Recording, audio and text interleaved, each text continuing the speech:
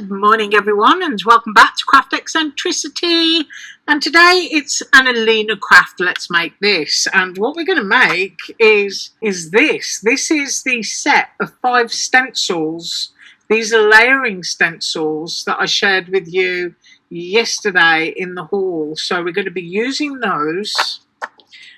They also come with matching dies, which I have cut apart. So once you've stenciled, you cut your flowers out, because these are roses. I believe they're roses. I hope they are. And I'm also using, to place those roses on there, the oval set, and this is the largest one. So you'll get a plain and you'll also get the fancy. Now I'm going to cut one base. I'm going to cut 2 tops, because my intention is to put one front and back and score the other and use it like an easel. Well, that's the idea anyway. Right, so I'm just going to go and die cut, and then we'll start the stenciling. Okay, so I've done that, and I've gone for a really bright sunshine yellow cardstock. This is one from Joanne. I don't know if they still have the sales. I haven't been in there for, it's got to be over 12 months now, because I bought so much cardstock, but it was like 25 cents a sheet. So that's when I got this, and it's a lovely yellow, and it's basil cardstock, and I've cut 2 of the toppers in white. The idea being, obviously, that one is going to go on there, and my flowers will go on there. I apologise if it's going a bit blurred, the sky's a bit grey. And then onto the reverse of there will go that one. So that leaves you room to write your sentiment and what have you. And then I'm going to score it here. So the idea is it will stand up. It will stand up at quite a slope so that you can actually see the card.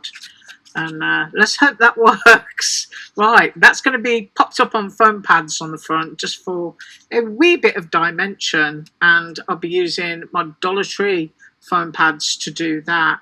Right, now onto the stencils. The stencils are 6 by 6. I'll just get all the fluff off my paper.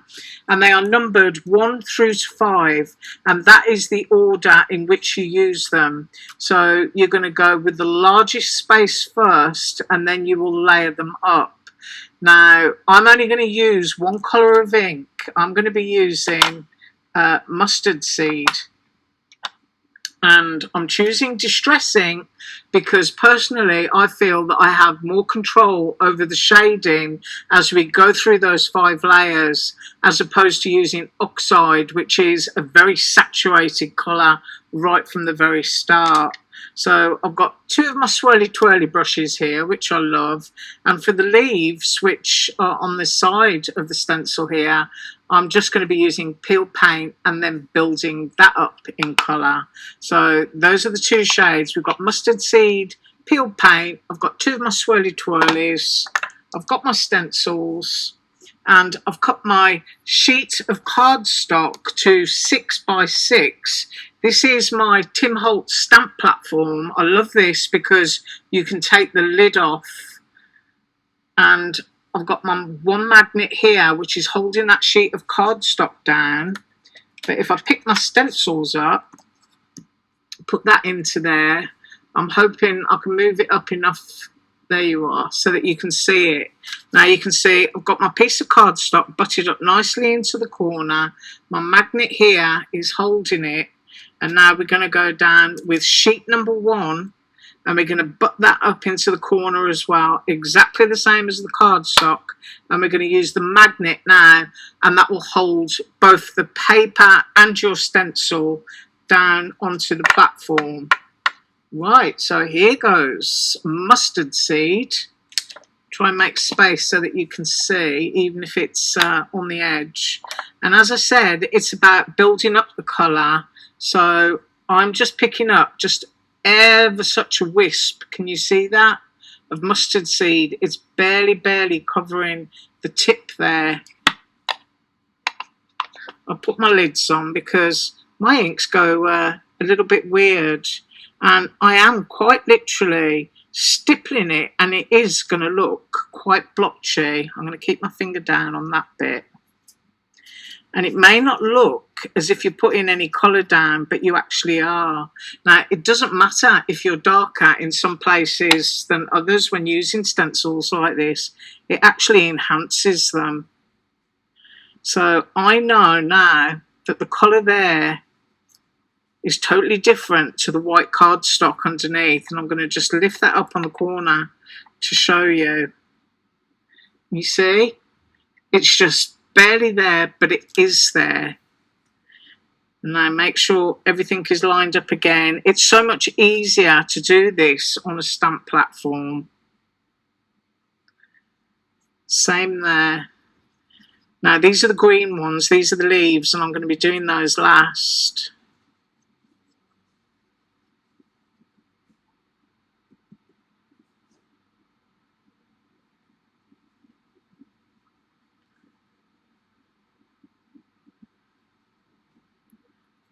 So I'm going a bit quiet, sorry. Right, so just, you know, barely skip it across the surface. Don't worry about any blotchy bits, because that just adds to your kind of your shading and your colour as you're going along. Now, these three are the leaves. This is a bud, so got to do that as well.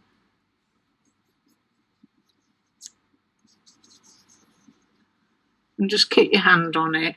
And you can see it's just very, very pale, very subtle. I might just put just a little bit up here.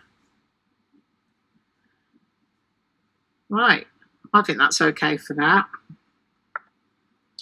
Right, I've shown you how to do that. Whoops, I'm forgetting. Got to do the leaves. Yeah, she says getting carried away. So I'm going to do exactly the same thing for the leaves, really pale. So it might just look, you know, very blotchy. And that's okay. Just run it out.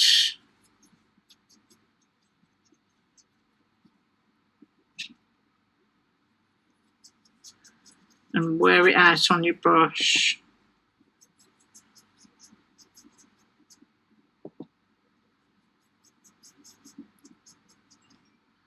You might be thinking, what an awful mess with this one, but it all becomes apparent towards the end.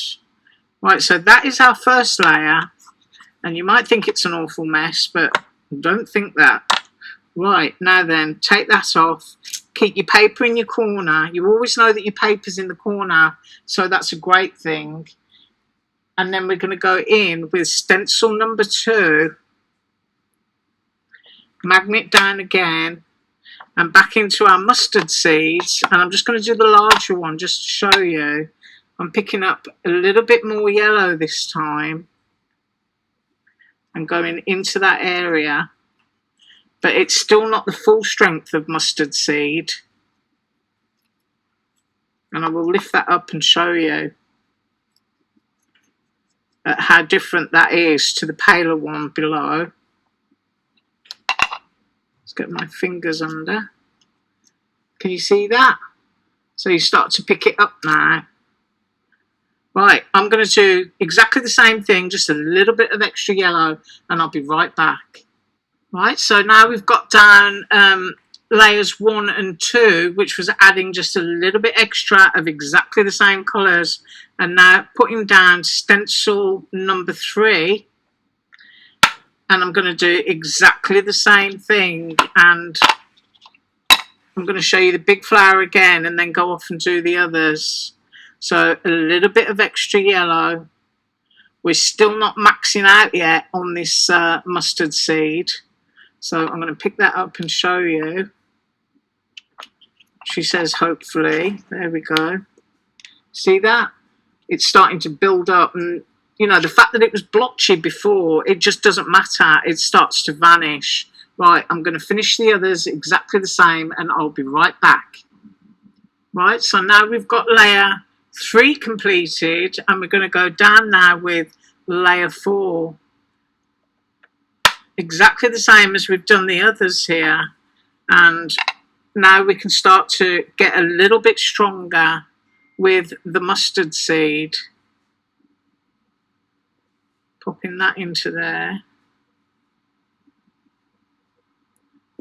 Pick up a little bit there, a little bit there. And I still haven't used, you know, the majority of the depth of the colour, which is when you really pick it up and get your brush totally saturated with it. So that was really quick to do. A little bit in there. And now we go down with number 5. And this is the one where you get your brush. If you're using a brush or a foam, it's entirely up to you, where you can go in and just get, you know, really juiced up. Well, I've already got the lid off the green, so I'm going to finish the leaves. See how nice and wet that ink is. And on this layer, you're kind of, you know, giving it all you got on this one. Pop the lid on that. Get the yellow off. And we're going to the max on this now. And you start to see how lovely and bright this mustard seed is. This is one of my favourite colours. It's great for doing sunflowers. Quite nice actually if AlinaCraft brought out a sunflower stencil. If you're listening, Alina, we need a sunflower stencil.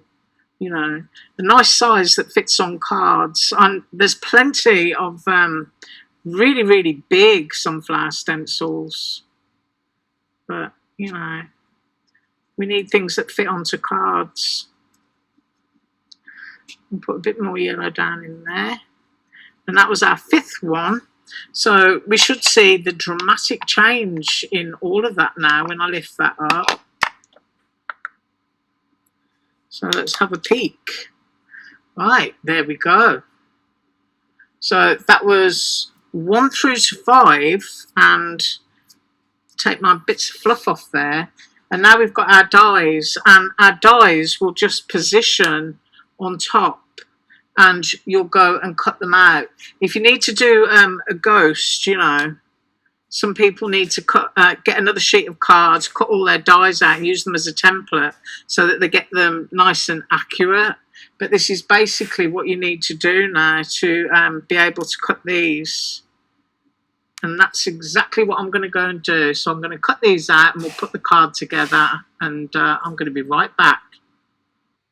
Right, so those are all cut out, and all that's left is to do the base and put the card together. So I've scored this at 1.5, and I've scored an 1/8 on the edge there.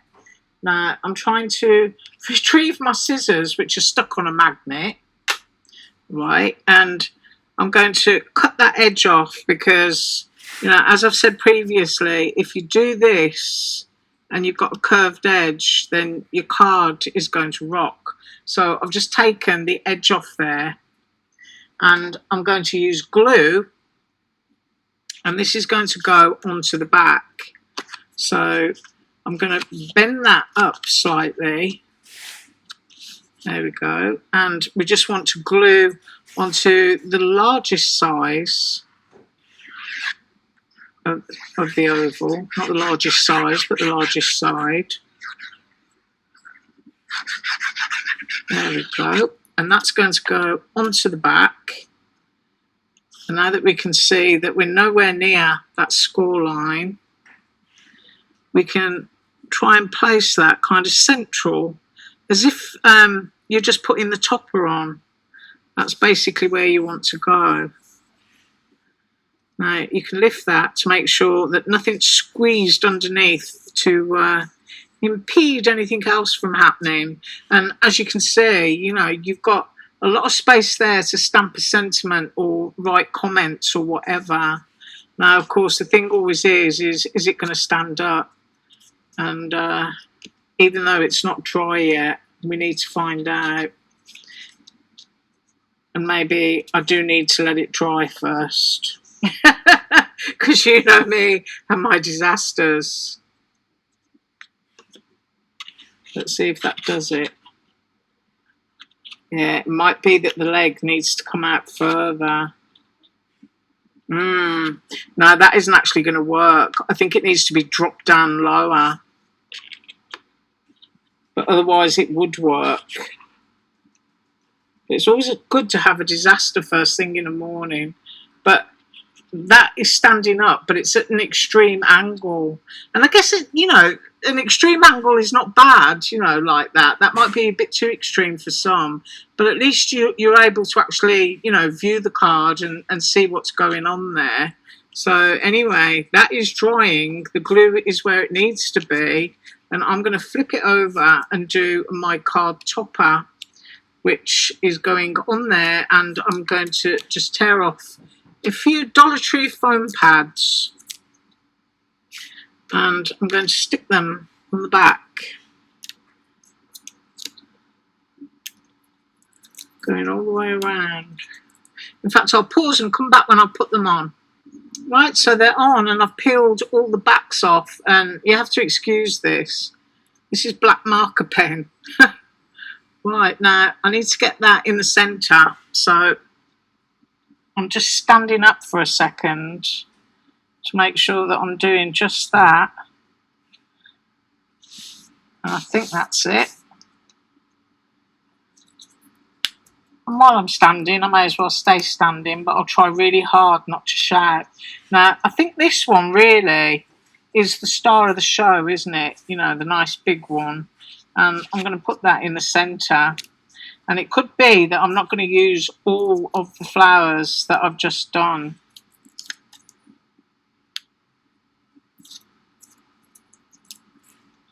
We shall see. So I know that that one is going to be the star, and it's in the middle. And then I've got other little ones. I know I can go off the edges into my yellow border. And then I've got this other one here. Get my nails underneath it. Well, I don't know. It could be that I am going to use more. Kind of like, I want that one fading into the background. Maybe up there. Like having a nice big bouquet of roses. But you want to stay inside of your border. And I've got this lovely bud here. And I actually think the two buds might look nice together.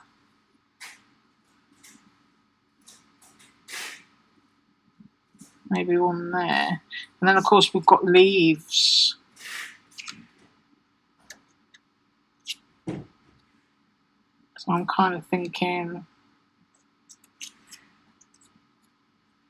if I pop them all on, kind of that. Yeah, that's fully loaded, that is. So how you see those there is how I'm just going to run off and glue them.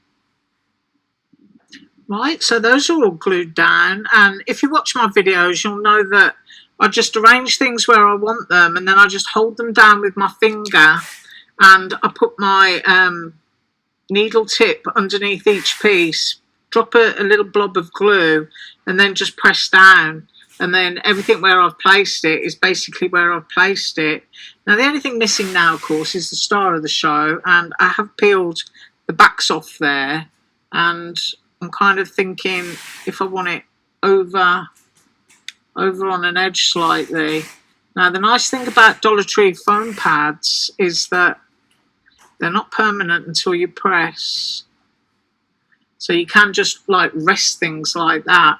But I'm okay with that, so I'm going to push. Right. Now let's have a look how that easel behaves now with the weight of the card. Yeah. Oh, well, there you go. I haven't got it squashed down far enough. But I think you can actually see a little bit more of that now. And that just fell over. So it needs to be dropped down a fraction. As you can see, I've kind of centered it up. I would drop it down 1/4 of an inch, and I would score a bigger piece. And that would stand up a lot better, because it's quite heavy, if you know what I mean. But it does stand up. but you just want it to be nice and right first time. So that is what I've got for you today, and I just think that's absolutely gorgeous. It's really sweet. And I am up tomorrow with the layering stamp set that people have asked to see.